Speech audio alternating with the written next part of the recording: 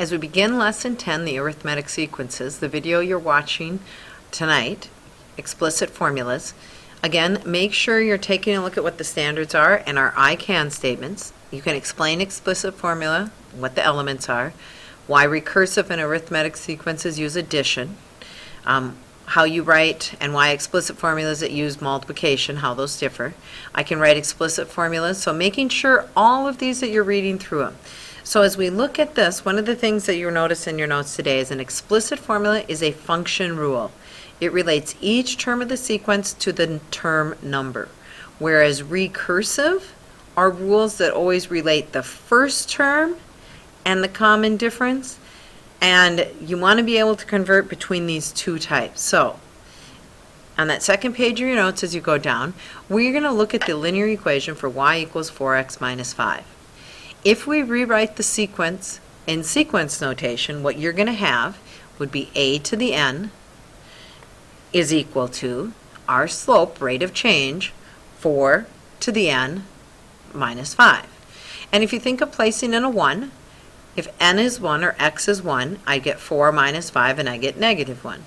If I plug in 3 for the third term, I take 4 times 3 is 12 minus 5 gives us 7.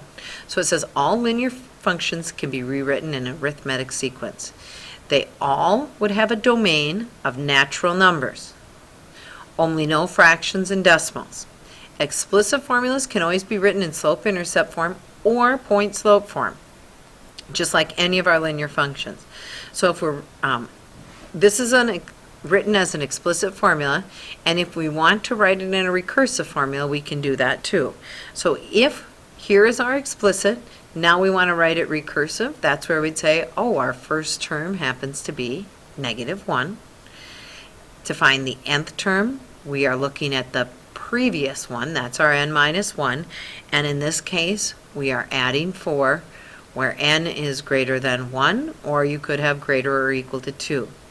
So it says, which one of the following does not describe an arithmetic sequence, and explain. So what I would like you to think of as you're doing these is really look at the term. And so in this case, if we're going to look at our different terms, I want you to think of term 1, 2, and 3. And then I want you to think of the number in the sequence. And we really want to do this for each of these. So I'm going to write that down below each one, and have you pause the video and do the same. So if we are looking at these, what is the term? The first term is 1. We're going to put in our equation. 1 to the third is 1. 1 minus 6 gives us negative 5. Next, we're going to plug in 2. 2 to the third gives us, if we are looking at that, 2 to the third is 8. 8 minus 6 would give us 2. If we plug in 3, 3 to the third, 27 minus 6 would give us 21. Does this have a common addition or subtraction? No. So in this case, this one is not an arithmetic sequence. As we look at the next one, we're going to plug in 1. And if I do that, 4 times 1 plus 7 gives us 11.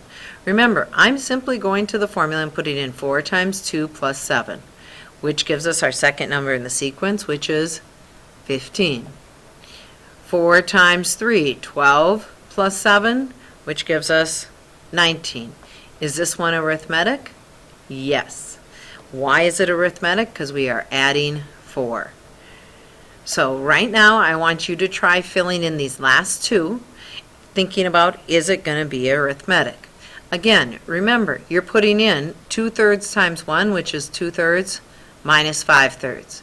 So if we're doing that, we should have 2/3 minus 5/3 is negative 3 over 3. We'd write it as negative 1 in simplest form. Try filling this in, pause the video, and then start the video up again to listen to me talking about it. So again, 2/3 times 2, if you're taking 2/3 times 2, that's going to really give you 4/3. So if I'm looking at 4/3 minus 5/3, 4/3 minus 5/3 is going to give us a negative 1/3. And if I plug in 3, 3 times 2/3 gives me 6/3. But what is 6/3? That's really, if we are looking at 6/3, that's really going to give us 2. And 2 minus 5/3 would give us a positive 1/3. Does it look like a common difference? Yeah, it actually looks like we're adding 2/3. Look at our slope. So this one should be a yes. Why? We're adding 2/3. Now, you might see that pattern in that this one was adding 4. Here we are adding 2/3, which was our slope. So here, what do you think is going to be added each time? Should be a -2 because that was our slope. That's going to be our common difference. And if you actually plug in 1, you would have had a -1 and 1/3. When you plug in 2, you're going to get a -4 plus 2/3, which is going to be a -3 and 1/3. When you plug in 3, -6 plus 2/3 gives us a -5 and 1/3. So this actually does transfer, and this one would be a yes. On the top of the next page, when we graph a linear equation, notice we put that line. Where do we start? We should have started down at -5 and had a slope of up 4 and over 1. So if we are looking at that, we have that slope of up 4 over 1 from each of these points, okay? When it's arithmetic sequence, we're going to look at what is the first term. So the difference here is that we're just going to have these points. So as we are looking at these, compare them. So what I want you to think about is what are the similarities? Our similarities are, and then we want to look at what are our differences. Okay? So we're looking at both similarities and differences.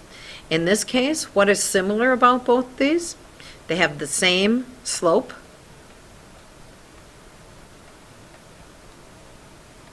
Of 4. Our sequence, so in the linear equation, the first one, the linear, has a slope of 4. In our sequence, what's that telling us? Is that we have the same common difference. And the common difference is just telling us what are we adding on each time. And in our case, our common difference is 4. What else do we notice about both of these? The 0 term, or y-intercept, in both cases is at -5, or 0, -5, right? The 0 term, 0, -5. What are some differences that we might notice as we are looking at these? Well, the linear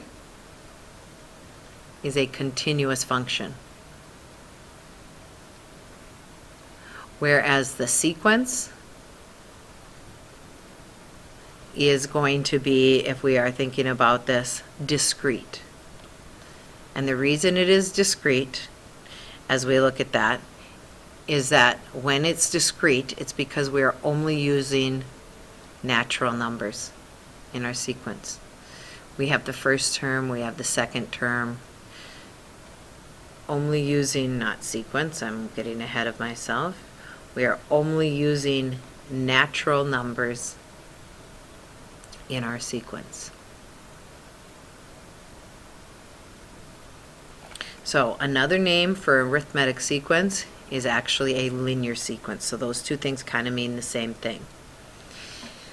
Now, how do you write explicit formulas? So, writing a formula for the nth term. First thing you have to do as you look at this is we need to think, oh, this is my first term, this is the second, this is the third, this is the fourth term. So as we look at our terms, the first thing you're asked to do is find the slope. If you're going to find the slope, you need 2 points, x, y. So I have 1, 4, and I'm going to use the first 2 points, and I have 2, 11. You could pick any of the numbers in your sequence as long as you write it as an ordered pair. How do we find slope? Going back to the beginning of this unit, good review, y2 over y1 equals x sub 2 minus x sub 1. So in our case, if we're finding our slope, I'm going to take 11 minus 4 divided by 2 minus 1. If I'm looking at the slope of that line, the slope should be equal to 7. Now, once we found our slope, pick one of our points. We're going to pick the first one, and we want to substitute that in. And I think the easiest way is not necessarily slope-intercept, but we want to use point slope. So y minus y1 equals m times x minus x1. as you take a look at this, we're going to substitute in y minus 4 is equal to our slope 7 times x minus 1. Again, remembering that it's x and y as you look at your points. So now we want to use our distributive property, and if instead of actually multiplying out our distributive property, what we do want to do is just add 4 to both sides. So we're going to have y is equal to 7 times x minus 1 plus 4. And if you think about this, this actually is going to be the same formula right here. A to the n is y. 7's are, if we think about that, that common difference. So when we look at this right here, oh, this is so beautiful and you didn't even know it. This is our common difference. It's our slope. What's the x minus 1? That's like our n minus 1 term. And the plus 4, how nice is that? That is our term 1. Didn't know it would be so nice, did you? And that is our answer for an explicit formula. So when we are looking at these, it says you could also write the formula in slope-intercept, but then remember that's our 0 term. So as we look at this, let's generalize the formula. And it says you need to memorize these. You need to always know that if we are looking at our formulas here, our a to the n, if we are looking at, is always going to be our first term, a to the 1. That was our 4 back here, plus the difference to the n minus 1. Remember, this is our common difference. This is our first term. If we look at another way of writing that, we could write it as a to the n is equal to the difference times a to the n, okay, plus our a to the 0 term. And again, this is our initial value this time, which is kind of like our y-intercept. This is our common difference.